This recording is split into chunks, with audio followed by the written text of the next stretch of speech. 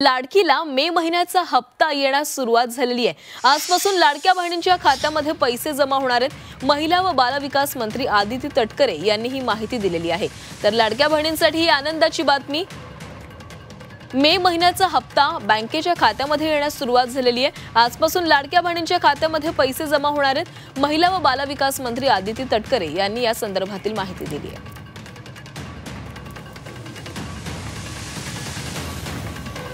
लाडक्या बहिणीसाठी अतिशय महत्त्वाची बातमी आहे। वटपौर्णिमा निमित्त लाडक्या बहिणींना आता सरकार जूनचा 12वा हप्ता देणार असं आपल्याला समजत आहे। व्हिडिओ संपूर्ण पहा, संपूर्ण माहिती आपल्याला मिळत आहे। व्हिडिओ संपूर्ण पहा। लाडक्या बहिणीचा हप्ता किती तारखेला मिळणार आहे? आणि लवकरच लाडक्या बहिणीचा मे महिन्याचा हप्ता हा लाडक्या बहिणींच्या थेट खात्यामध्ये वितरित केला जाईल। मला आपल्या माध्यमातून सुद्धा सर्व लाडक्या बहिणींना त्या ठिकाणी आश्वासित करायचे की जसं एप्रिल महिन्याचा हप्ता हा त्यांच्या खात्यामध्ये जमा झालेला होता, तसा मे महिन्याचा जो हप्ता आहे तो सुद्धा लवकरच त्यांच्या खात्यामध्ये जमा होणार आहे। लाडक्या बहिणींसाठी या क्षणाची सर्वात आनंदाची बातमी आहे।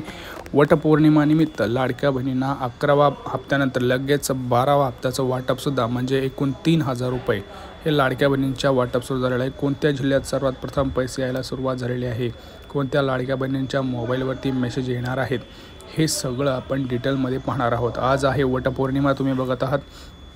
आज आहे 10 जून। तुम्ही बघत आहेत की आपल्याला मेचा हप्ता हा जमा झालेला आहे। ऑलरेडी 11वा हप्ता हा जमा झालेला आहे। भरपूर लाडक्या बहिणींच्या खात्यावरती पैसेसुद्धा पडलेले आहेत। भरपूर लाडक्या बहिणींना अशा प्रकारचा मेसेजसुद्धा आलेला आहे, बरोबर। कोणाकोणाला पैसे आले त्यांनी कमेंट करा पटापटा। बघा, सरकारनं आता माहिती आहे आज वटपौर्णिमा आहे, आज 10 जून। वटपौर्णिमेनिमित्त सर्व लाडक्या बहिणींना एक खुशखबर सरकार लवकर देणार आहे। आज तुम्हाला लगेच 12वा हप्तासुद्धा वाटप करण्याचं सरकारचा तिथं मानस आहे। तर लवकरच तुमच्या खात्यामध्ये 12व्या हप्त्याचे सुद्धा तिथं पैसे पडणार आहेत। कारण भरपूर लाडके ह्याच प्रतीक्षेत होत्या की त्यांना कधी मिळणार आहे 11वा हप्ता प्लस 12वा हप्ता। ज्या लाडक्या बहिणींना 11वा हप्ता आलेला नाही, मेचा हप्ता ज्या लाडक्या बहिणींना आलेला नाही, अशा लाडक्या बहिणींना मेचा हप्त्यासोबतच म्हणजेच 11वा हप्त्यासोबतच 12वा हप्तासुद्धा दोन्ही एकत्र हप्ते हे जमा होणार आहेत। त्यामुळं कोणीही टेन्शन घ्यायची गरज नाही। आता तुम्ही म्हणाल याच्यासाठी आम्हाला काय करायचं आहे? बघा, 2 गोष्टी प्रामुख्याने इथं सरकारच्या लक्षात आलेल्या आहेत। कोणाला पैसे नाही आले हे सुद्धा आपण बघणार आहोत। बघा, ज्या लाडक्या बहिणींचं खात्यामध्ये EKYC झालेलं नाही, अशा लाडक्या बहिणींना सरकार इथं पैसे पाठवत नाही। आणि प्रत्येक महिन्याला सरकार तिथं अर्ज पडताळणी करत आहे। ज्या लाडक्या बहिणींचं उत्पन्न 2.5 लाखांपेक्षा तिथं जास्त दिसत आहे त्यांना, त्याच्यामध्ये बघा भरपूर लाडक्या बहिणींचं काय होतं आहे, कोणी ना कोणीतरी घरामध्ये नोकरी लागत आहे किंवा त्यांचा व्यवसाय चांगला चालत असल्यामुळं त्यांचं उत्पन्न देखील वाढत आहे। अशामुळे भरपूर लाडक्या बहिणी काय करत आहे, या योजनेचा लाभ घेत आहेत। ते सुद्धा सरकारला दिसून आल्यामुळं सरकारनं त्या लाडक्या बहिणींची जी योजना आहे ती बंद करण्याचा निर्णय सरकारनं घेतलेला आहे। जर तुम्हाला मेचा हप्ता आलेला नसेल आणि तुमचं जर उत्पन्न वाढलेलं असेल तर तुम्ही समजून जा की सरकारनं तुमचं अर्ज पडताळणी केलेली आहे।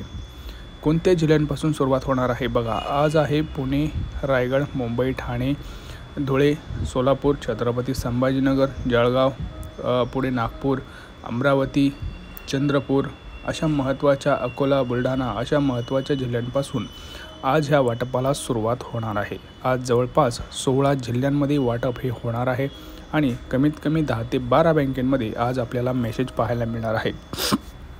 भरपूर लाडक्या बहिणींना अतिशय आनंदाची बातमी आहे, कारण त्यांना आज वटपौर्णिमेनिमित्त सरकार त्यांना 12वा हप्ता हा सुद्धा वाटप करण्याचं सरकार तिथंच विचार करत आहे। त्यामुळं कदाचित आज आपल्याला 11 वाजल्याच्या पुढे, लक्षात ठेवा 11 वाजल्याच्या पुढे आपल्याला तिथं मेचा हप्ता तर येणारच आहे। ज्या लाडक्या बहिणींना मेचा हप्ता आलेला नाही अशा लाडक्या बहिणींना मेचा हप्ता तर येणारच आहे, परंतु ज्या लाडक्या बहिणींना मेचा हप्ता म्हणजेच 11वा हप्ता आलेला आहे अशा लाडक्या बहिणींना परत एकदा 12वा हप्ता म्हणजेच जूनचा हप्ता हा वटपौर्णिमेनिमित्त सरकार तिथं आपल्याला वितरित करण्याचा निर्णय घेऊ शकतो आणि ही अतिशय आनंदाची बातमी आहे। सोबतच बघा, लाडक्या बहिणींसाठी अतिशय आनंदाची बातमी म्हणजे ज्या लाडक्या बहिणींना घर नाही अशा लाडक्या बहिणींना घरकुल योजना सरकारनं परत एकदा आणलेली आहे। ज्या लाडक्या बहिणींनी अजून देखील घरकुल योजनेचा फॉर्म हा भरलेला नाही अशा लाडक्या बहिणींना माझी एक नम्र विनंती आहे की त्यांनी घरकुल योजनेचा फॉर्म भरा आणि तुम्हाला जर घर नसेल तर स्वतः घर तिथं तुम्ही मिळवू शकता.